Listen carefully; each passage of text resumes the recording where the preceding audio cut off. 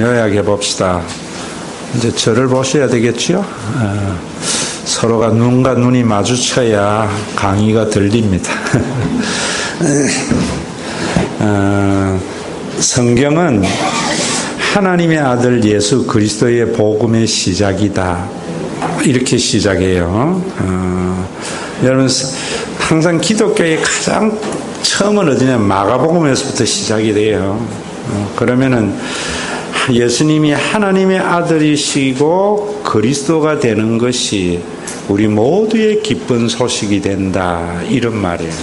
근데 우리 한국에는 예수님이 하나님의 아들이시고 그리스도이신 것이 기쁜 소식이 아니라 예수님 때문에 내 자녀가 잘 되고 내 사업이 잘 되고 건강한 것이 기쁘다.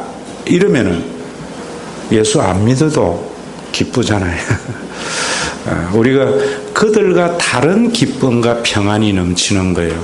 그러면 예수님을, 여러분들이 예수를 믿는 것은 예수님을 하나님의 아들로 믿는 건데, 우리 한국에는 자꾸만 예수님이 유대인들에게 하신 말씀을 한국 사람에게 한 거로 오해를 해가지고 하나님의 아들 하면 천지신명의 아들인 줄 알아서 잘 보이고 열심히 신앙생활을 하면은 소원을 들어주는 하나님. 그래서 신앙생활의 목적이 뭐냐면 자신의 소원을 이루려고 하는 거예요. 그러면은 그건 천지신명 믿는 거예요.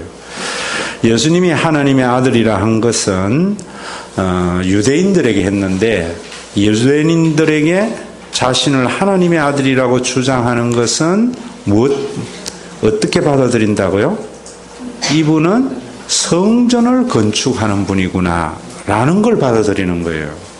그래서 여러분들이 예수님을 하나님의 아들로 믿을 때에는 예수님이 지으시는 성전은 어떤 성전일까 라는 생각을 해야 돼요.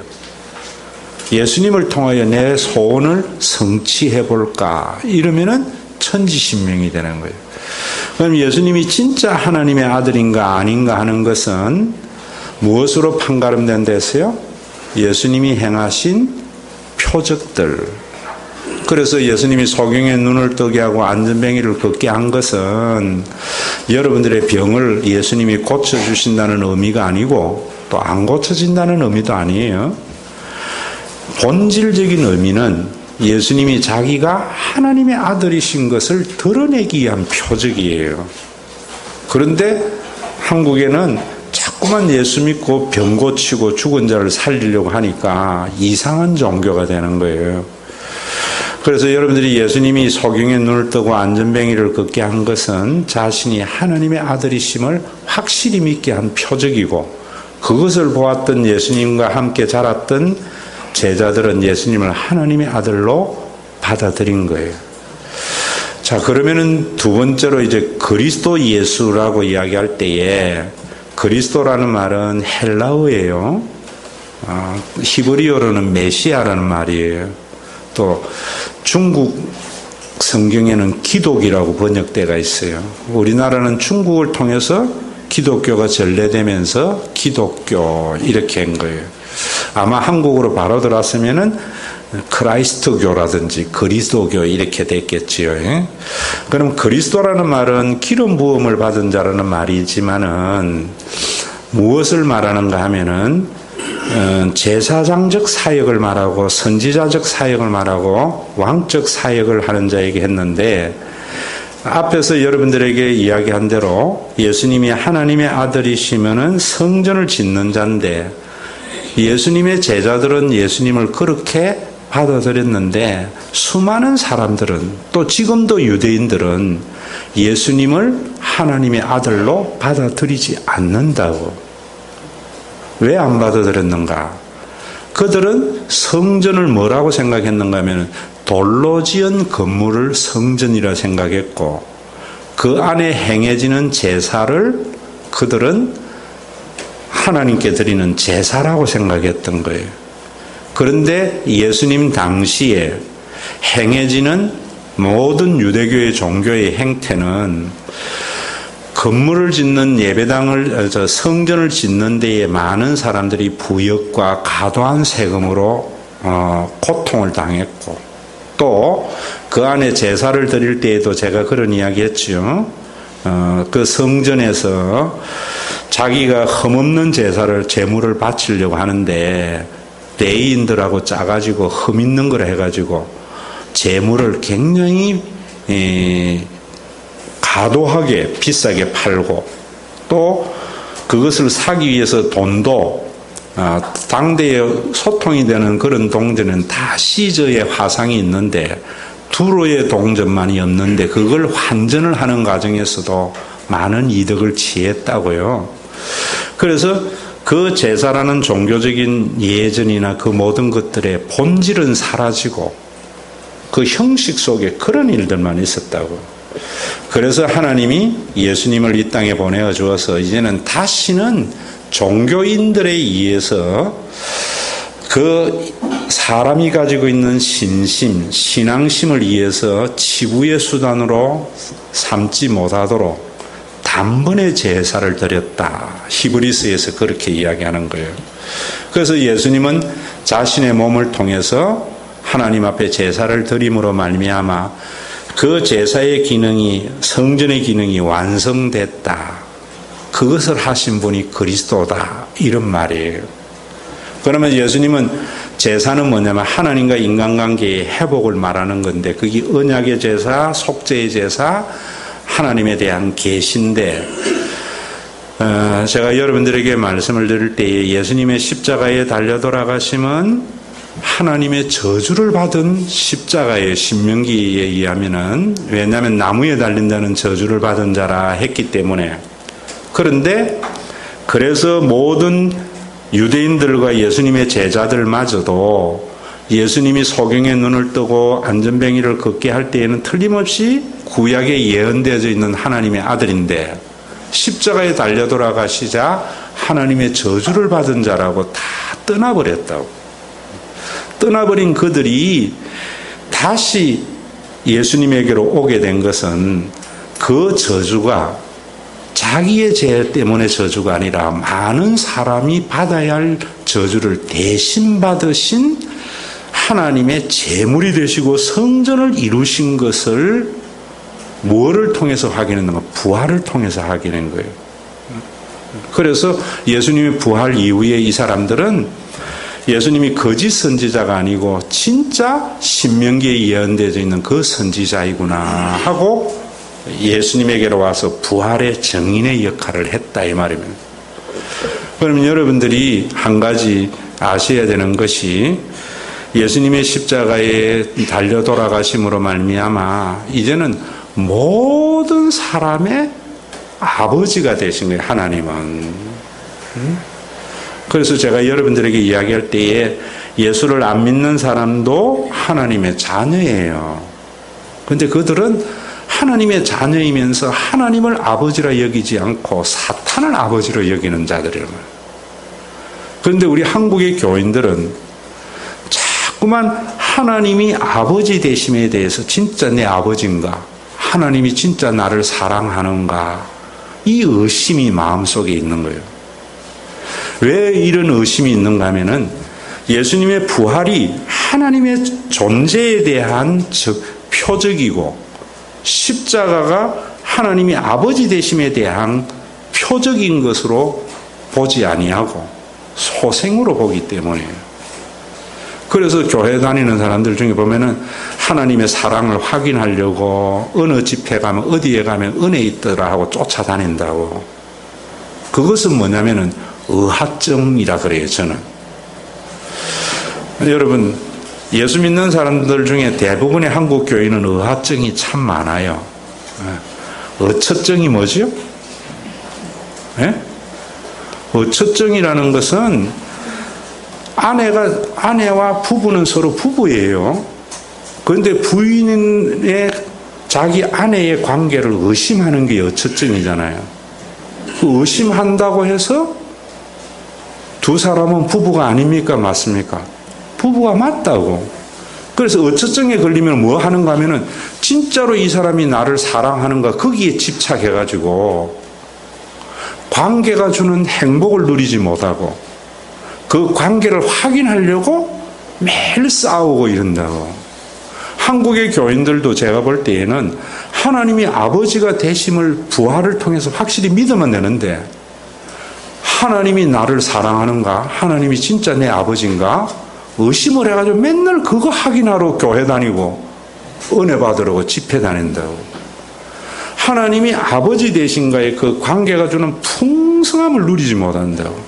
그래서 여러분들에게 제가 우리 교회 왔을 때에 여러분들이 믿으나 안 믿으나 하나님은 여러분들의 아버지이시고 아버지 노릇 해주시는 것입니다. 그거 믿으세요. 그래서 내 생각대로 안 될 때에 처음에는 속이 상하고 이렇지만은 시간이 지다 보면은 내 생각대로 되는 것보다 하나님의 생각대로 이끌어 오신 것이 얼마나 감사한지. 그런데 그 감사도 새옹지마로 생각하면 안 되는 거예요. 새옹지마가 아니고 내 생각대로 안 됨으로 말미암아 내가 이제는 하나님 앞에 내 주장하지 않고 하나님의 뜻에 순종하는 것, 그게 하나님의 형상을 회복하는 거예요. 그것이 사람 되는 거예요. 오늘도 여러분들에게 이야기할 때 여러분들의 자녀가 잘 되기를 바라지만은 하나님은 여러분들의 자녀가 잘 되기를 바라는 것 이전에 사람 되기를 바라거든요. 이런 구원이 우리 속에 안 나타난단 말이야. 그래서 참 세월을 지나놓고 보면은 내가 하나님 잘 믿었지라는 이런 고백이 진짜 나타나지 않는 것은 자꾸만 의학증 때문이에요. 그래서 여러분들이 이 성경 공부를 하는 이유도 하나님이 여러분들의 아버지 된 것은 여러분의 믿음과 상관없는 사실이에요. 이제는 그 사실을 믿고 아버지 노릇 해주실 것을 기대하며 사는데, 그럼 이것을 부활을 통해서 우리에게 증명해 주었는데, 그 부활만이 아니고 예수님이 오늘도 23페이지 보시면은 한번 보세요. 그 24페이지에 보면 요한복음의 14장에 16절에 보세요. 예수님이 십자가에 달려 돌아가시기 전에 뭐라는 거? 내가 아버지께 구하겠으니 그가 또 다른 보혜사를 너희에게 주사 영원토록 너희와 함께 있게 하리니. 여기에 보혜사 했지요? 예수님 뭘 약속해요? 또 다른 보혜사를 준다고 했어요. 그런데 어떤 분들은 이렇게 이야기해요. 보혜사가 헬라어인 줄 아는데 한자예요. 그리고 또 성령을 보혜사라고 생각해요. 아니에요. 예수님이 보혜사예요. 성령은 뭐요? 또 다른 보혜사예요. 예수님과 성령님은 다 보혜사예요. 그 기능을 말씀하는 거예요. 또 다른 보혜사 성령을 보내어줘서 너희와 영원히 함께 있겠다 약속을 한 거예요. 그리고 14장 26절 27절에 보면은 그 밑에 보혜사 곧 아버지께서 내 이름으로 보내실 성령 그가 너희에게 모든 것을 가르치고 내가 너희에게 말한 모든 것을 생각나게 하리라. 자, 다시 저를 보세요. 성령님이 오시면은 예수님의 모든 말씀이 생각나고 깨닫게 된다는 거예요. 그럴 때에 우리는 성령 받으면은 예수님의 말씀이 기억나고 깨닫게 된다, 이렇게 이야기한다. 하나님은 그렇게 가면적인 하나님이 아니에요. 굉장히 실존적인 하나님이에요. 오늘 그걸 이야기하려고 하는 거예요. 그러면 성령님이 오셔서 우리가 어떻게 예수님의 가르침을 깨닫게 됐는가, 이런 것들을 여러분들이 역사에서 깨달아야지 인격적인 신앙을 가지게 됩니다.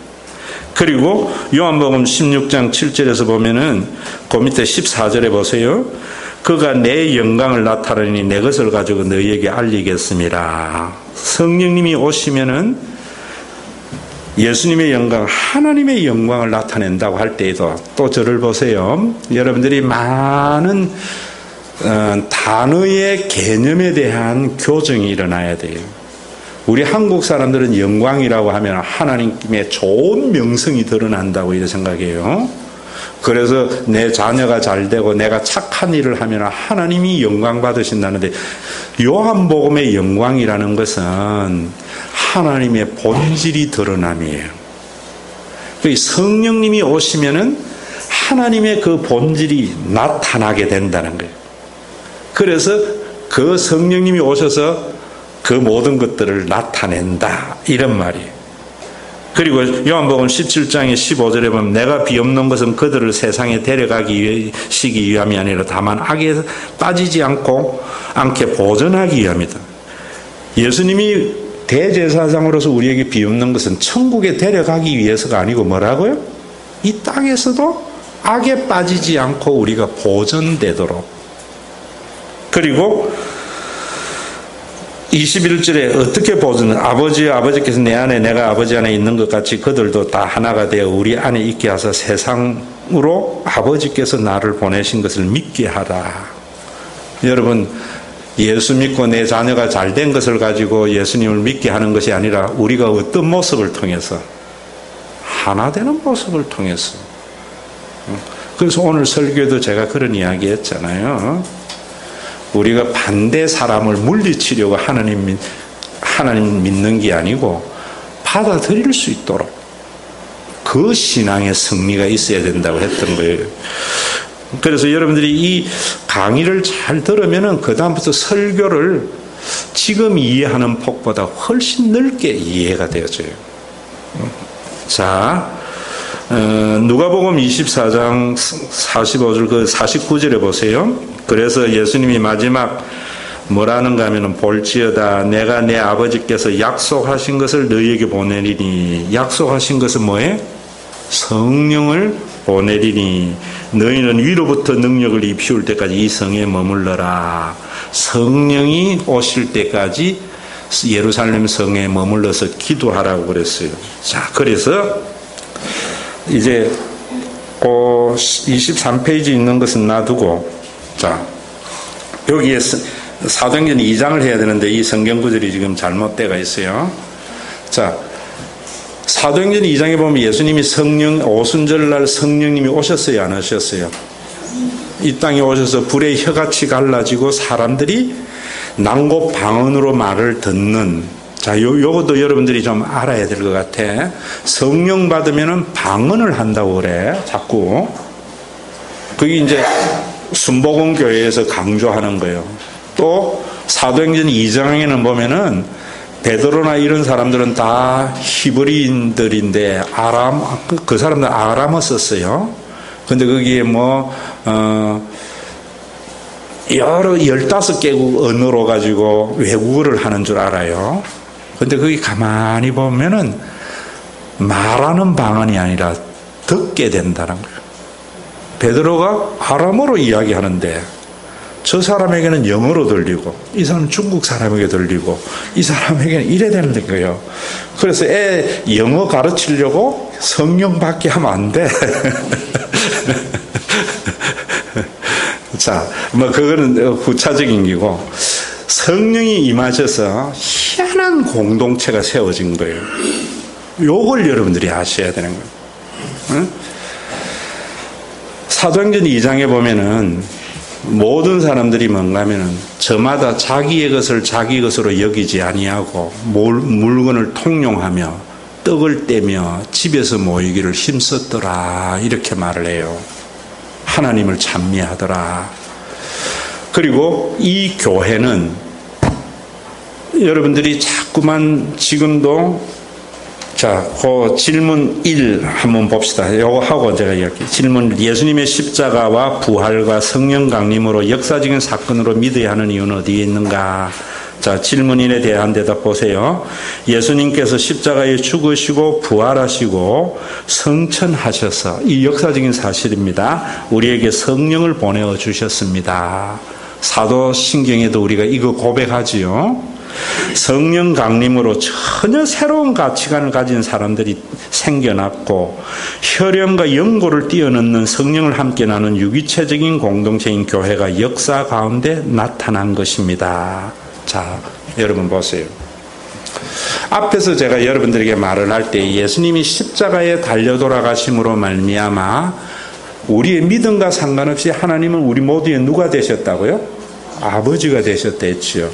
그리고 성령을 보내어 주어서 사도행전 2장에 보면은 이제는 거기에는 헬라인이나 유대인이나 남자나 여자나 자유자나 종이나 당대에 사람을 구분하는 것이 뭐냐면 이 사람은 남자냐 여자냐, 이 사람은 자유인이나 노예냐, 이 사람은 유대인이나 이방인이냐, 이런 것들이 사람을 차별하고 구별하는 것들이에요.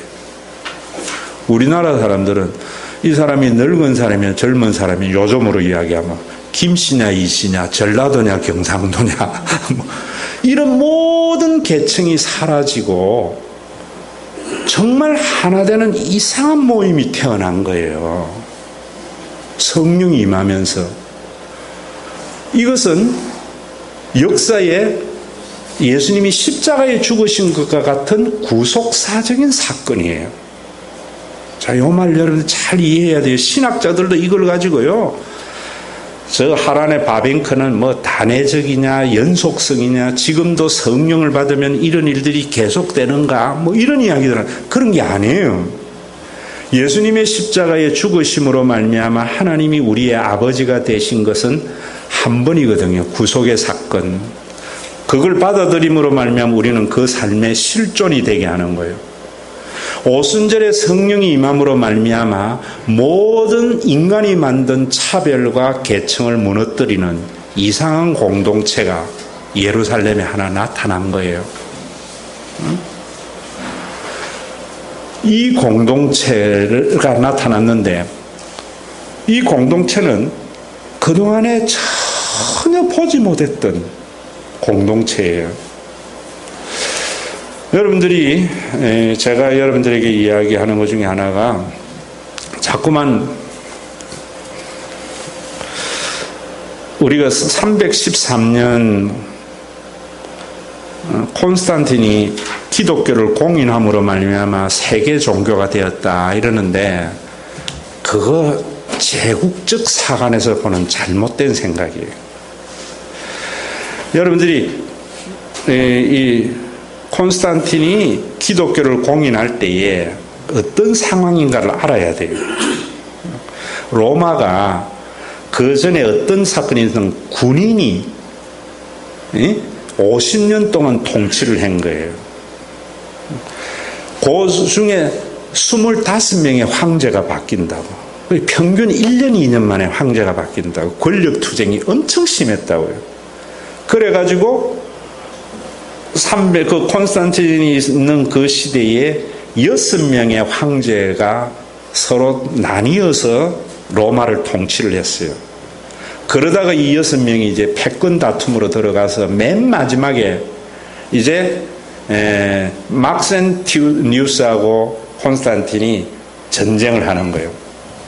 거기에서 이제 이김으로 말미암아 통일 로마가 이제 만들어지는 거거든요.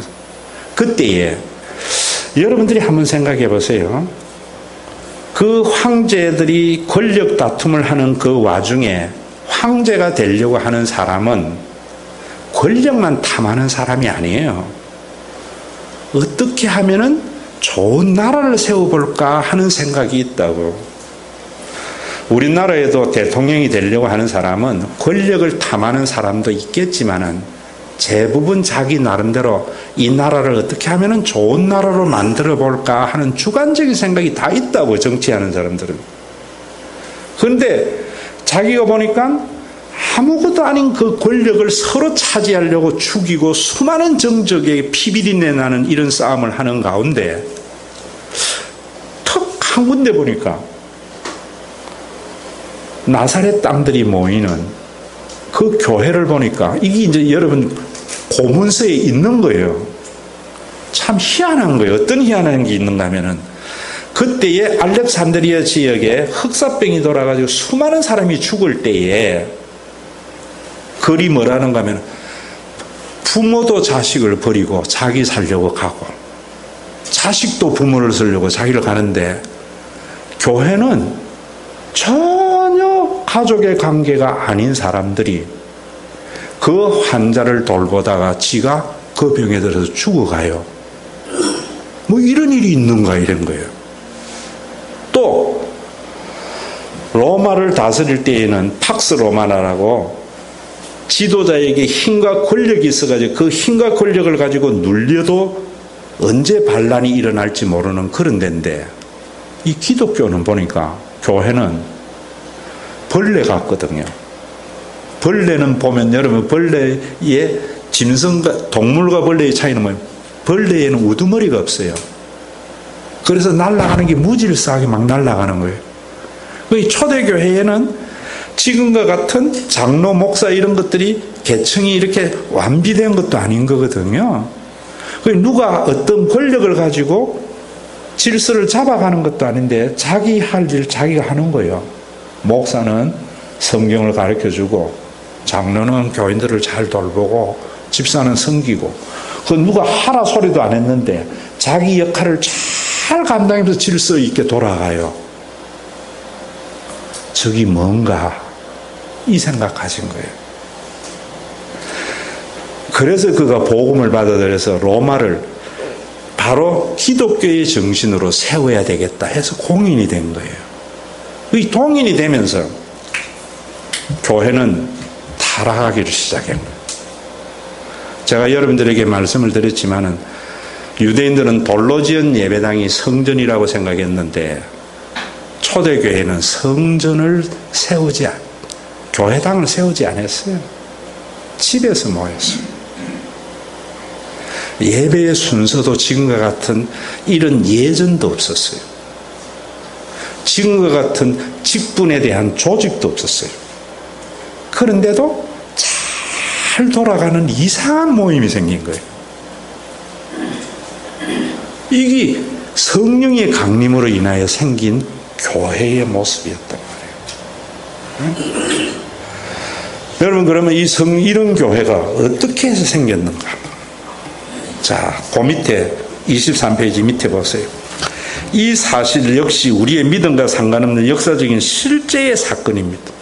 여러분들이 인격적인 신앙을 가지기 위해서 지금 이야기한 예수님의 십자가로서 하나님이 우리의 아버지 된 것도 역사적인 사실이고, 내 믿음과 상관없이 성령님이 오셔서 희한한 공동체가 세워진 것도 내 믿음과 상관없는 역사적인 사실이에요.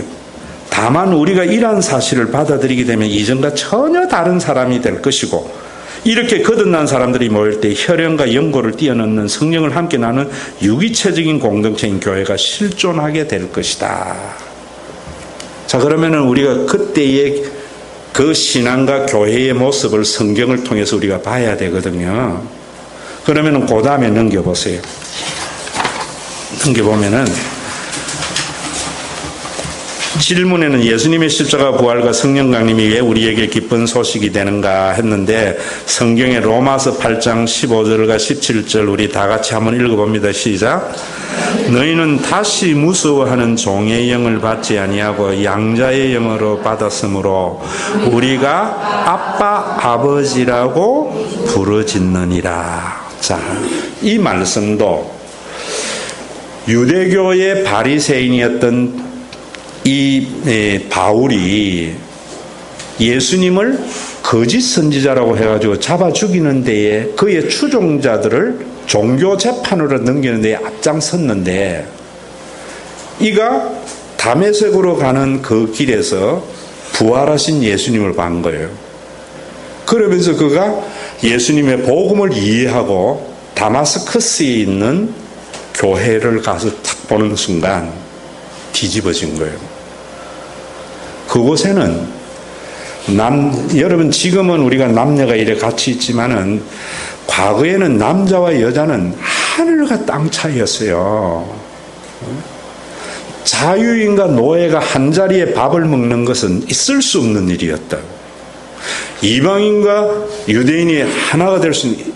그런데 이 다마스커스의 교회라는 것은 모두가 다 하나님을 아버지라 부른단 말이에요. 그런 공동체가 어떻게 하게 됐는가? 성령이 오셔서 사람들을 아버지라고 부르는 그런 공동체가 탄생했다, 이런 말이에요. 그래서 성령이 친히 우리의 영과 더불어 우리가 하나님의 자녀인 것을 증언한다. 자, 여러분 이제 보세요. 여기에도 이 말씀을 제대로 이해해야 돼요. 성령 받으면은 하나님을 아버지라고 하게 돼. 이러는 것도 자기의 행위 종교가 될 수 있고요. 또 어떤 사람들은 하나님을 아버지라고 부르는 것은 성령 받은 증거야. 이런 것도 인격적인 신앙에 반할 수가 있어요. 자, 다시 말하면 여러분들에게 보세요. 성령이 친히 우리로 하여금 하나님을 아버지라고 부르게 한다는 것은 여러분들이 초대교회에 세워진 그 교회는 하나님을 아버지라 모이는 하나님의 가족, 영원한 가족의 공동체요. 그런데 여러분들이 그 교회에 소속이 되어져서 이제 그 신앙생활 하면서 그 교회에는 자기의 가족을 소중히 여기는 만큼 다른 사람의 가족도 소중히 여기고 내 명예가 귀한 만큼 다른 사람의 명예도 귀하게 여기는 그 신앙이 체험이 되어질 때에 성령이 오셔서 교회를 만든 거잖아요. 아, 하나님이 나의 아버지구나 라는 것을 경험하게 된다는 거예요. 이해되셨어요? 이거 이해되셔야 돼요.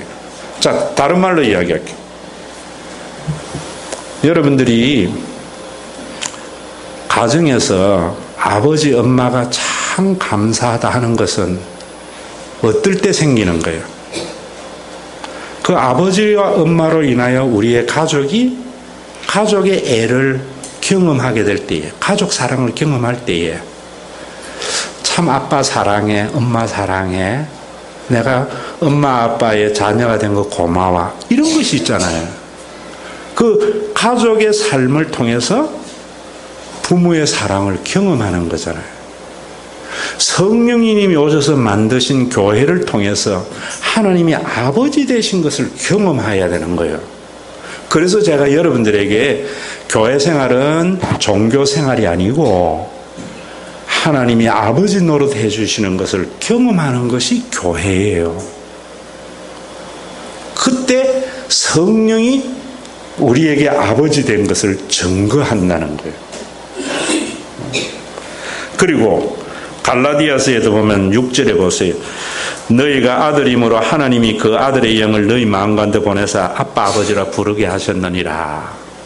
같은 말이에요. 자, 요한복음 1장 다 같이 읽습니다. 시작.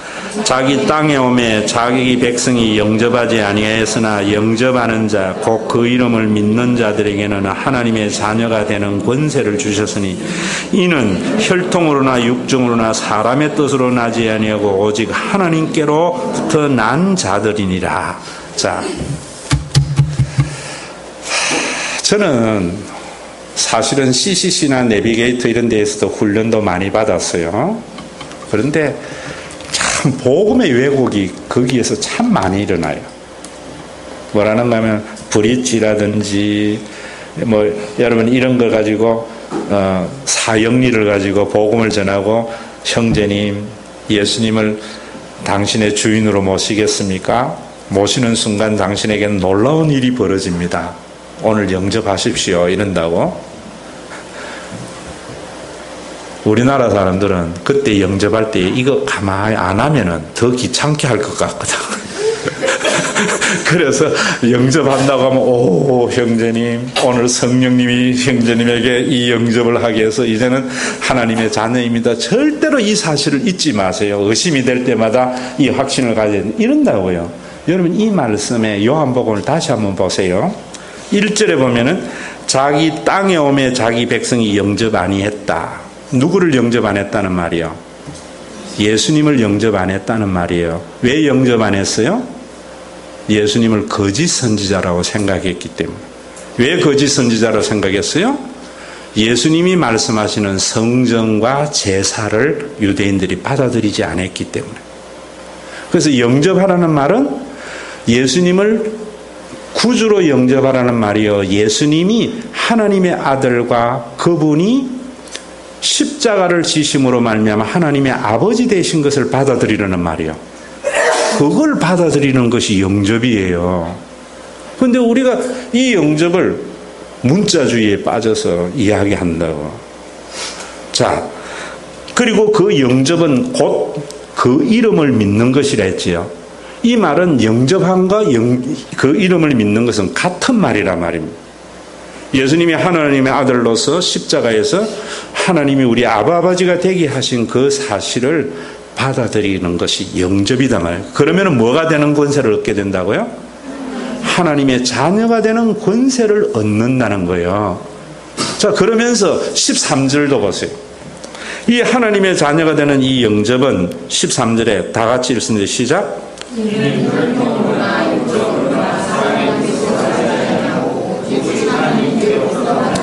자, 이 말씀은 11절의 말씀에 대한 해석이에요. 유대인들은 하나님의 자녀가 뭐로 된다고 하는가 하면은 혈통으로 된다고 했어요. 아브라함의 혈통으로. 육정으로. 또 그 사람들은 육정, 이럴 때에도 종교적인 그 행위가 있어요. 유대인, 이방인이 하나님의 이스라엘 백성 되는 조건이 뭐냐면 신앙의 고백, 세례, 할례 이 세 가지를 받으면은 유대인이 이방인이 되는데, 그렇게 유대인 된 사람들은 하나님의 자녀의 권세를 누리는 것이 아니라 영원히 유대인의 종로로 산다 이런다고요. 이사야서를 가지고 완전히 성경을 문자주의했어요. 그 유대인들이 그렇게 이야기를 하는데, 그런 것들은 무엇에 의해서 태어나는 거예요? 사람에 의해서 태어나는 거라는 거예요. 그런데 예수님이 십자가에 달려 돌아가심으로 하나님의 자녀가 되는 이 사실은 누구에게서 난 거라고요? 하나님께로 난 거라는 거예요. 그러면 이 말씀 속에는 뭔가면 유대인이 생각하는 하나님의 자녀가 아니고 예수님에 의해서 하나님의 자녀가 탄생하는 것이 하나님에 의해서 되는 것이다, 이런 말이에요. 자, 그러면은 이 영접을 했을 때에 이제 그 밑에 사도행전 1장 8절을 보세요. 1장 8절에 보면은 다 같이 읽습니다. 시작.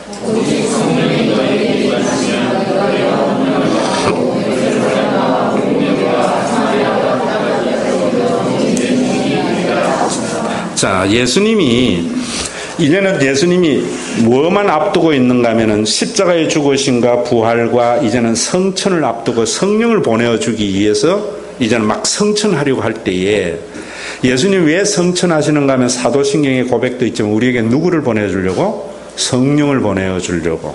성령을 보내줘서 하나님을 아버지라 부르게 함으로 말미암아 그동안에 그 어디에도 경험하지 못했던 주님의 몸된 에클레시아를 만들려고.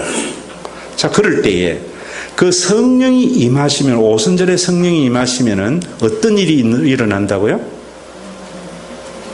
사도행전 1장 8절에 뭐를 받는다고요? 권능을 받는다고 하지요. 자, 이거 꼭 들어야 돼.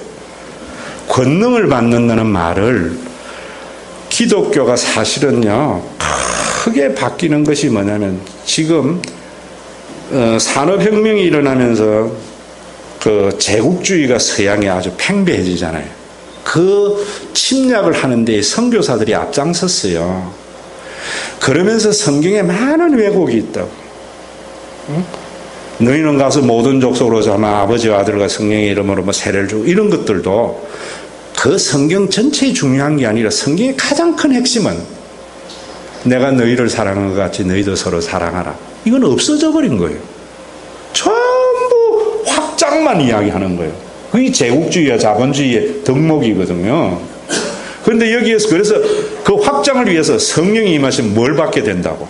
권능을 받는다. 그래서 병 고치는 능력, 모든 권능을 받는다 하거든. 그런데 여기 이 권능이라는 헬라어는 두나미스예요. 두나미스라는 말은 무엇의 어원이 되는 겁니까? 다이나마이트의 어원이에요. 그러면 이 말씀의 의미에 굉장히 중요한 것이 뭐냐면, 다이나마이트의 기능이 뭡니까? 기존의 것을 해체하는 거예요. 자, 이걸 여러분들이 이해해야 되는 거예요. 예수님이 하나님의 아들이, 우리가 하나님의 자녀가 하나님이 우리 아버지 되심을 받아들이고 하나님 아버지 노릇 해주시면은 내가 가지고 있는 기존의 가치와 질서가 뭐예요? 내 자식만을 사랑하는 것. 돈과 권력이 있어서 내 생명이 안전히 보장된다는 것. 이런 가치 체계가 파괴돼 버리고 새로운 가치 체계가 세워지는 거예요.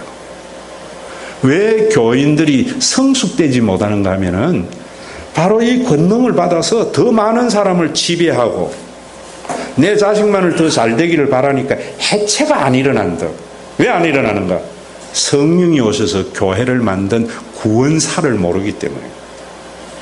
그래서 하나님이 아버지가 되신 그 아버지조차도 나와 내 가족만을 존재하는 신으로 바꾸어 버린다. 초대교회에 예수님이 하시는 말씀은 그동안 너희들 유대교는 아브라함의 후손만 중요시 여겼지. 자유인만 되려고 했지. 유대인들의 기도, 감사의 기도가 뭔 줄 아세요? 내가 이방인으로 태어나지 않고 유대인으로 태어난 것을 감사합니다. 내가 노예로 태어나지 않고 자유인이 된 것을 감사합니다. 내가 여자로 태어나지 않고 남자로 태어난 것을 감사합니다. 이게 유대인의 세 가지의 감사 기도였어요, 그 당시. 이것이 무너져 버린 거예요. 무너져 버린 거예요. 그게 무너질 거라고 예수님이 약속하신 거예요. 오순절에서. 성령님이 오셔서 오순절에 뭘 파괴했는가 하면은 자기 가족만 아는 혈연주의를 파괴해버린 거예요. 자기 영모만 아는 혈연주의를 파괴해버린 거예요. 인간이 만든 모든 사회의 계층을 파괴해버린 거예요. 그래서 너희들이 이 파괴된 권능을 받고 이 예수 안에서 이루어진 이 에클레시아의 교회를 예루살렘과 온 유대와 사마리아 땅끝까지 이르러 내 증인이 되라. 증인은 뭐냐면 말투 순교자예요. 이 사실에서 너희가 순교자가 되어라 라는 말이에요. 자, 그러면은 이 성령 받고 난 뒤에 사도행전 16장 21절 보세요. 바울이 빌립보에 가서 복음을 전할 때에 그곳에 있는 사람들이 한 말입니다. 21절 다 같이 읽습니다. 시작.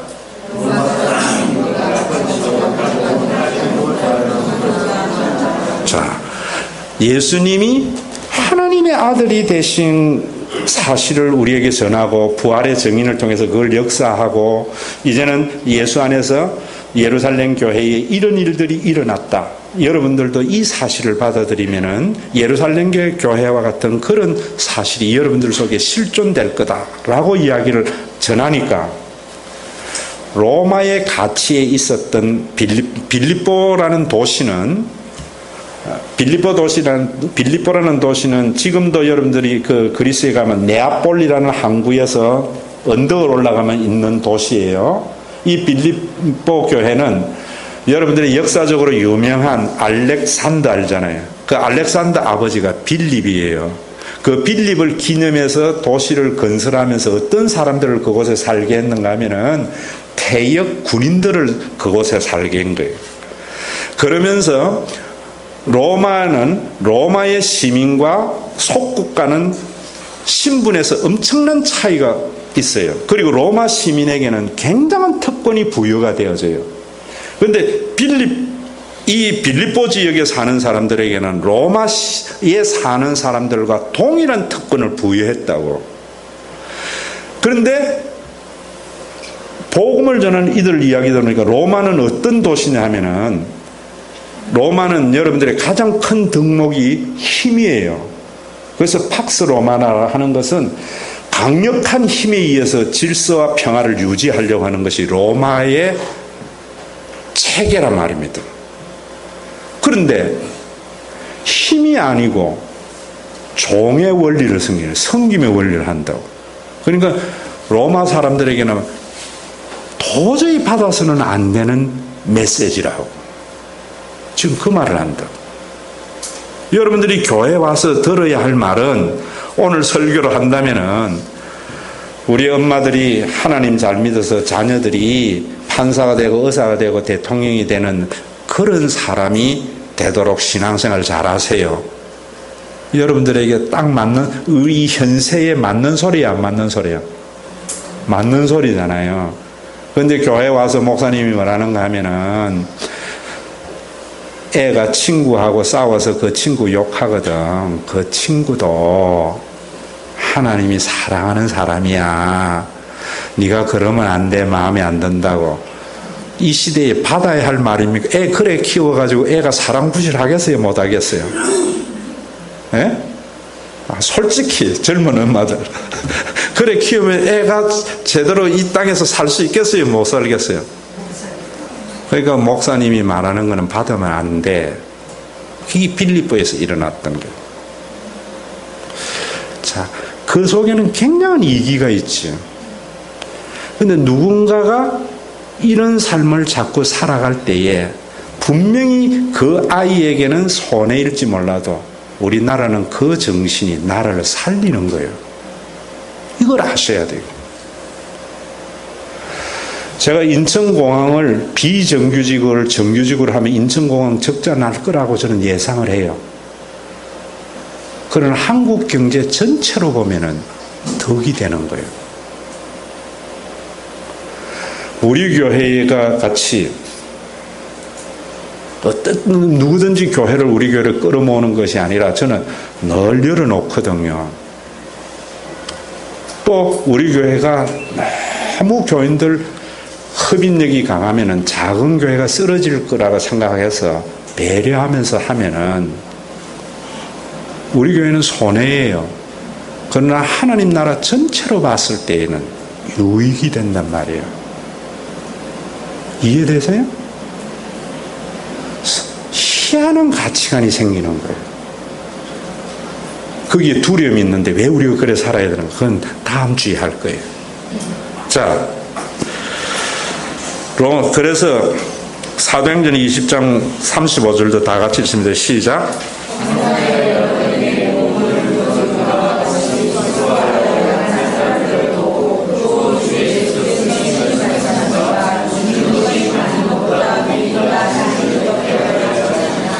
무엇이 복이 있다고요? 주는 것이 뭐보다? 자, 여러분 주는 것 주면서 행복해요? 받아야 행복해요? 받아야 행복한 사람은 거듭난 사람이 아닌 게 아니라 아직 어린 사람이에요. 성숙되면은 주는 것이 행복해져요. 자, 교회에도 보세요. 저는 사실은 모르겠어요. 목사가 되고 오늘날까지 전 참 많은 사례를 받았어요. 대학교에 있을 때는 대학 교수 봉급에 교회의 사례금 합치면 내가 평균 내보니까 한 달에 한 1,500 받았더라고요. 그런데 저는 다 정거장 역할을 했어요.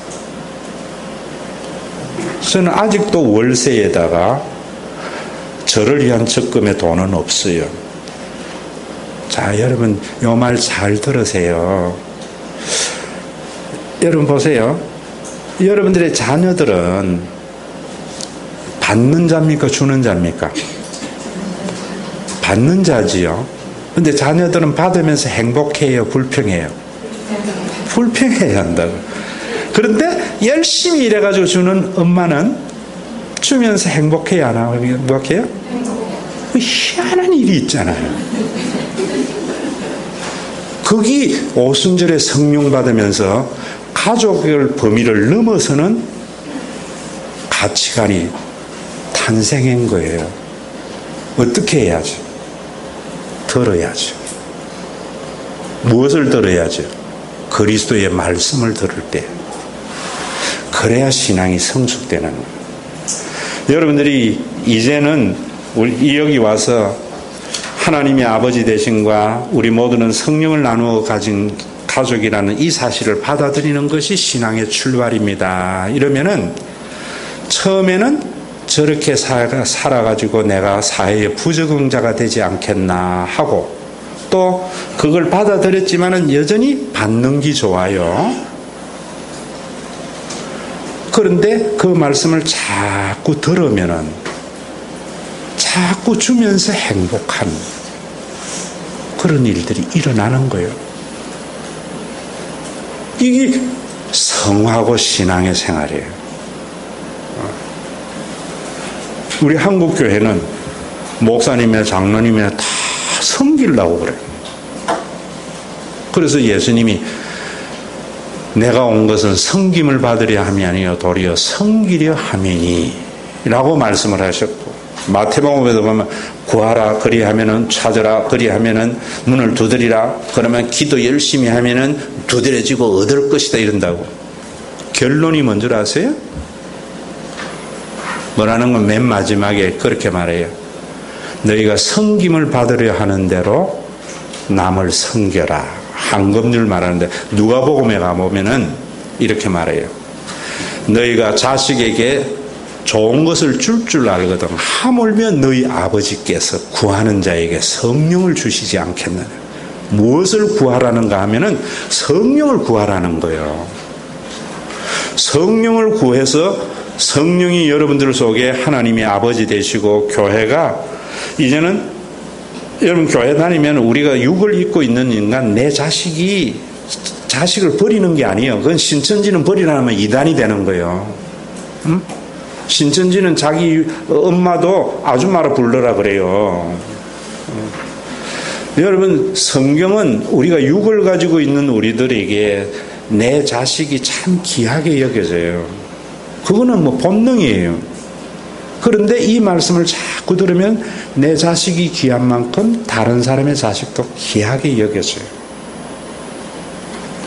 이런 사람은 세상이 감당치 못할 사람이다. 이 성화가 우리 속에 있어야 되는 거예요. 그래야 교회가 오순절에 의해서 만들어진 그 교회가 태어나는 거예요. 저도 대학교에 있다가 거기서 약 14억 받았어요. 14억 받아서 이 교회를 이래 지었는데, 우리 아들이 서울고등학교 2학년 때 내려왔어요. 그래서 서울에 놔두고 내려왔다고. 그러니까 서울고등학교에서 그래도 한 7등 하던 놈이 완전히 바닥을 헤매서 대학을 떨어졌어요. 그때 어떤 생각이 들었는가 하면은, 하나님 지금 저는 기도도 그래 해요. 하나님 이게 뭐 하는 짓입니까? 제가 대학 그 교회 좋은 자리에서 이 개척에서 이랬으면은 아들이라도 좀 좋은 데 보내줘야지 이러는데 이 말씀이 기억나는 거예요. 대리가 떨어진 그 자리에 누군가가 합격해서 좋아하는 모습이 보이는 거예요. 그러니까 내 아들이 떨어진 것이 나에게 아픔이지만은 복음 때문에 누군가가 기뻐하는 그것 때문에 내 아들이 떨어진 것에 대한 아픔에 또 다른 위로가 생기는 거예요. 이게 복음의 능력이에요. 이게 복음의 능력. 우리 딸 둘이가 목사님들이 이런 이야기를 하니까 목요일 날 정말 모르는 것 같아요. 우리 딸 둘이가 제가 회계가 뭔가 하면은 큰 거는 신한은행에 그러니까 기업은행에 그 합격을 했고, 또 둘째는 신한은행과 농협에 합격을 했어요. 그래서 처음에는 아이고 하나님 감사합니다. 이 딸 둘 다 이래 개척한다고 고생한다고 큰 위로 주셨네요. 이랬는데 내 속에 어떤 마음이 생기는가 하면은, 야, 너 참 아직까지 어리구나. 지금 니 둘 다 신한은행에 갔어요. 니 큰딸이 기업은행에도 됐는데 그 자리에 누군가가 합격해야 되는데 그걸 네가 빼앗아간 거잖아. 하나님 아버지 노릇해 주셔서 믿지 못했기 때문에. 그래서 한 젊은이의 희망을 앗아갔잖아. 저 회개했어요. 복음으로 인하여 여러분들 이런 회개가 우리 속에 일어나야 되는 거예요. 그래서 이 말씀을 하는 거예요. 우리 교회에 있다가 한 분이 나가면서 교회가 한 100명 이상 흩어졌어요. 하나님 이게 뭐 하는 짓입니까? 이럴 때에 하나님이 그러더라. 니 그 장로 왔을 때 참 좋았지. 예, 좋았다고. 오자마자 1,000만 원 헌금하더라고. 전도 헌금. 한 달에 200만 원 11조 하더라고. 우리 교회가 한 달에 2천만 원 적자가 나는 때인데 얼마나 좋았느냐. 춤추고 싶더라고. 그런데 그 장로님이 우리 교인들을 데리고 옆에 서울의 큰 교회에서 목회하는 사위가 하는 교회가 있어요. 그 교회는 우리 교회만큼 잘 지어져 있는데 교인이 20명 모이고 있었다고요. 그래서 내가 그 교회가 좀 약한 거 같아서 네 교인 빼내가지고 그걸로 좀 보냈는데 너 그러면 안 되지. 요나서에 있는 말씀. 어? 네가 그 햇빛에서 박넝쿨을 아끼는데 그 니느의 도성에는 좌우를 분별하지 못하는 짐승과 애가 12만 명이 너 그러면 안 되지. 그 마음, 그러니까 전혀 미움도 생기지 않고요. 원망도 생기지 않았다고. 그때 내가 만약에 이럴 수 있느냐고 막 그 욕하고 이랬으면 우리 교회는 끝났다고, 그날. 여러분들이 지금 이야기하는 이 말씀, 성령은 우리의 기존의 모든 가치와 질서를 파괴해버려요. 그것이 교회예요. 그래서 그 뒤에 보면은 갈라디아서 3장 보세요. 누구든지 그리스도와 합하기 위해 세례를 받은 자, 그리스도와 합하는 것이 뭐냐면은, 자, 저를 보세요. 세례를 받으면 그리스도가 내 안에 있고 내가 있고, 그게 아니에요. 그리스도와 합하는 것은 여러분들이 오순절에 성령이 임하여서 임하신 그 교회에 들어가는 것이 그리스도와 합하는 거예요. 그리고 고린도전서 12장에만 우리가 유대인의 헬라인의 종이나 자유자나 다 한 성령으로 세례를 받아 한 몸이 되었고 그리스도의 몸 안에서 우리가 하나가 되는 거예요. 다 한 성령을 마셨으니 만일 한 지체가 고통받으면 모든 지체가 받는. 자, 이러면서 자 여기에서 보시면서 저를 여러분 보세요. 그러니까 사도행전에서 여러분들이 이제 이 단어의 개념을 이해해야 돼요. 우리는 사랑하면 아카페 뭐 이런 단어가 그냥 생겼는 줄 아는데 교회하면 헬라어로 에클레시아라고 하는데 에클레시아라는 단어는 당대의 마을 공의회에서 쓰여지는 단어였어요. 그런데 그 단어를 차용을 해와서 오순절에 임한 교회에 새로운 의미를 부여한 것이 에클레시아예요. 다시 말한다면은 여러분들이 헬라 시대에는 도시국가였어요. 도시국가라고. 아테네라는 도시가 있고 스파르타라는 도시가 있고 아덴 여러 도시가 있다고. 그런데 이 아테네에 있는 시민, 그래서 도시를 폴리스라 그러고, 이 사람들은 그 폴리스 도시 안에의 시민권을 취득하는 것을 원하는가 하면은 그 몸 속으로 들어간다 이런다고. 도시를 몸이라고 부유했다고. 그래서 시민권을 취득하는 순간 나는 그 몸 속에서 보호막을 잇는 거예요. 그래서 아테네의 시민이 스파르타에 가서 놀다가 깡패를 만나가 돈 다 빼앗기고 어디로 맞았어요. 어디로 와야 되겠어요? 아테네에 온다고. 아테네에 와서 뭔가 하면 종을 땅땅 치면서 에클레시아를 모집해요. 그럼 그 마을 공의의 장로들과 모여서 우리 마을에 김종웅이가 스파르타에 가서 이런 일을 당했는데 여러분 어떻게 해야 할까요? 이러면 그 마을 공의에서 어떻게 하는가 하면은 우리가 참지 못하지. 전쟁을 선포하고 이런다고. 그게 마을 공의의 기능이에요. 근데 갔다 왔는데 뭐라는가 하면은 그래 안 하고 저 자식은 여기 있을 때도 말썽 부리지만 나가서도 말썽 부리네. 싸다 싸 이러면은 몸의 지체입니까? 타인입니까? 타인이라고. 한 지체의 아픔이 모든 사람의 아픔이 되고 한 지체의 영광이 모든 사람의 즐거움이 된다는 것이 이런 에클레시아와 한 거예요. 헬라 시대의 그 에클레시아의 가장 완벽한 에클레시아의 그 모습을 오순절에 임한 교회에 그 단어를 차용해서 쓴 거예요. 오늘도 여러분 교회 그러면서 그 뒤에 신령한 것을 뿌려서 이제 육신의 것을 나누는 것이 어떠냐 이런 것들은 다 뭔가 신령한 것을 성령을 함께 나누어 쓰면서 너희 가운데 경제적으로 어려운 자에게 물질을 나누어 주지 않는 것은 너희들이 신앙의 고백이 헛되다 엉터리다 이런 말들이거든요.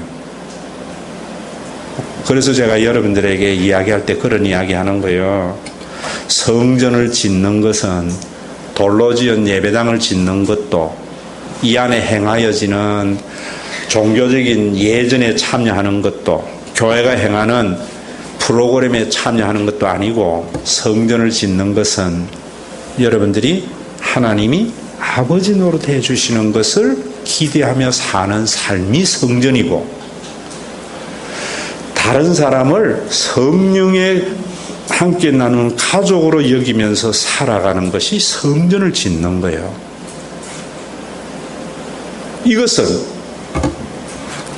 여러분들과 상관없는 역사에 2000년 전에 나타났던 구원사예요. 그 사실을 우리가 받아들이게 되면은 그때의 그 성전을 우리가 맛을 보게 되는 거예요. 그러면은 세상은 변화되는가? 아니에요.